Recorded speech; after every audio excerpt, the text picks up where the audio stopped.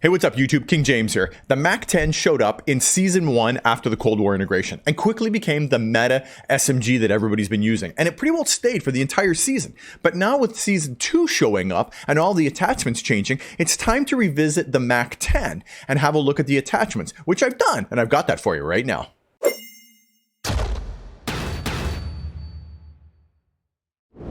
The MAC10 has been my go-to SMG all through Season 1 and continues to be for Season 2. I go to the MP5, I use the Bullfrog, but something about the MAC10 seems to keep me coming back. I don't know if it's the feel or the sound or the iron sights or what it is, but there's something that's just really comfortable about using it that keeps me coming back. So with Season 2 and all the new attachments, we're going to retest things and have a slightly different loadout than what we used before because it's brought in some changes. And I've done that testing for you and I've got it here in the video. So I'm going to show you two different builds, one for iron sights and one for a hipfire build. So let me get right into it. So just before I build out the MAC10, I want to say thank you to everybody who's recently subbed to the channel and is here watching my videos. I really appreciate all that love and support, guys, and the comments, keep them coming. It's hilarious and some of them are really great. So thank you, guys. And if you haven't subbed to the channel, please consider subscribing and hitting the like button because it really does help small content creators like myself. All right, let me show you my build. So first and foremost, agency suppressor, it's back. It gives 27% or 30% range now. I tested on this gun. So it's a real helper. And not only that, if you look at it, you get effective damage range, so it gets it up to about 20 or 22 meters. More bullet velocity, recoil control, like, thank God they got this thing fixed. For the barrel, let me show you a true game data site. They actually updated for the new barrels on the MAC10, so I'll show you some of the pros and cons on the barrels. So if you have a look here, you can see there's a couple of different options. A lot of people are going with the reinforced heavy because it's got a lot of bullet velocity. 10% range modifier, but I actually think more range on this gun is better. You don't really need that much bullet velocity when you're only shooting 20 or 22 meters. It's just not far enough. The cavalry barrel gives 17%, which is a pretty good range modifier. The highest one is the rifle, 23, but it comes with a huge penalty of a 75% increase in the hipfire area, which is way too much of a downside. I just wouldn't use this because I do hipfire the gun sometimes, especially when enemies get really close or they're running past you, you let go of the ADS. So really, I think the cavalry barrel is the right one. For the underbarrel, there's really been two choices lately in Season 2 that a lot of people have been using, the Field Agent and the SFOD. I tested both, and let me show you that video right now.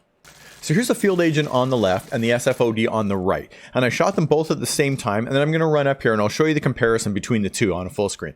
So here you can see the Field Agent. It's pretty tight and fairly vertical. It's got a little bit of left and right in it, but generally the bullet spread is pretty tight and it's pretty short. The SFOD, it comes way out to the right here, and there's a lot of times where the bullet spread is really wide and it's taller vertically. So I think the Field Agent is better both horizontally and vertically on recoil control. Now for the ammunition, still going with the Stanag 53 round drum. It has the same ADS time as the Salvo 53 round mag, and I think the reload on this is almost the same or a tiny bit faster, so there's no reason running the fast mag anymore. And here's where you get two choices really. It depends on whether you like to hip fire a lot or whether you ADS fire. I mostly ADS fire, so for the stock, I've been running the Raider stock. Any one of these is pretty good, but really I think the sprint to fire, which is a big thing for me, the being able to shoot as quickly after you're running is really important. So I run the Raider stock because I like that really fast sprint to fire. If you're a big hip fire guy, the lasers are a really good choice. And the SWAT 5 milliwatt laser has a real big reduction in the hip fire area. So I would take this instead of the stock. And let me show you the hipfire reduction on True Game data site. So you can see right here, the SWAT, or they call it GRU right here, anyway, minus 65%. So that's going to majorly reduce the spread on hipfire and make this thing a hipfire machine. Now, one of the cons they actually have listed here is laser visible to enemies, but that's not necessarily true.